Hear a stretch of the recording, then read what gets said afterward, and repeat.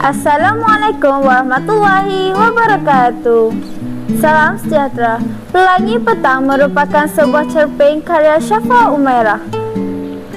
Cerita ini mengetengahkan tema kekeluargaan dan nilai kasih sayang dalam karyanya.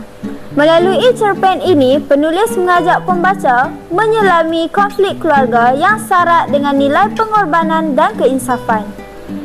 Sinopsis cerpen ini bermula dengan kisah cinta antara Khairul dan Liana yang berhadapan dengan tantangan hebat daripada ibu Khairul yang dipengaruhi oleh prasangka terhadap latar belakang keluarga Liana. Walaupun dihalang, Khairul dan Liana tetap menikah dan hidup berasingan dari keluarganya. Konflik memuncak apabila Khairul mengambil keputusan untuk menjauhkan diri dari keluarganya selama bertahun-tahun. Setelah sekian lama, rasa rindu dan penyesalan membuatkan ibunya akhirnya menerima Khairul dan Liana, semula dalam satu pertemuan penuh emosi. Analisis watak Khairul pula. Khairul adalah watak utama yang digambarkan sebagai seorang suami setia dan anak yang taat, namun terpaksa memilih cinta dan kebahagiaan pribadi. Manakala Liana pula, isteri Khairul yang tabah, penyabar dan berusaha menjadi pengikat hubungan antara suami dan keluarganya. Seterusnya, ibu Khairul adalah seorang wanita tegas yang keras kepala tetapi akhirnya menunjukkan sisi lembutnya setelah dilanda penyesalan. Manakala adik-adik Khairul melambangkan prasangka keluarga terhadap perubahan dan perbezaan.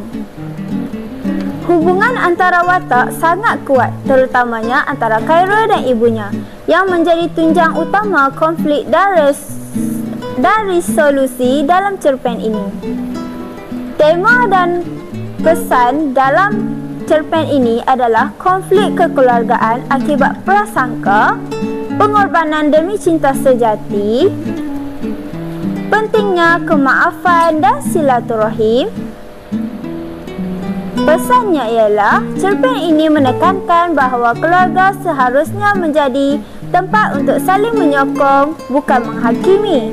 Ia juga mengajarkan tentang pentingnya memaafkan sebelum terlambat. Gaya penulisan ini, saya menggunakan gaya bahasa yang sederhana tetapi menyentuh. Teknik naratifnya memperlihatkan penggunaan dialog yang realistik dan emosi yang kuat. Imagery tentang suasana rumah, pertemuan keluarga dan ekspresi perasaan juga digambarkan dengan jelas, membuatkan pembaca merasa seolah-olah turut berada di dalam cerita ini. Kekuatan dan kelemahan pula. Jalan cerita yang dekat dengan realiti hidup masyarakat. Emosi watak tergambar dengan sangat baik sehingga mampu menyentuh hati pembaca.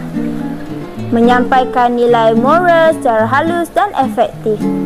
Kelemahannya pula, ada beberapa bahagian dialog yang terasa berulang. Transisi antara babak boleh diperhaluskan untuk kelancaran naratif yang lebih baik.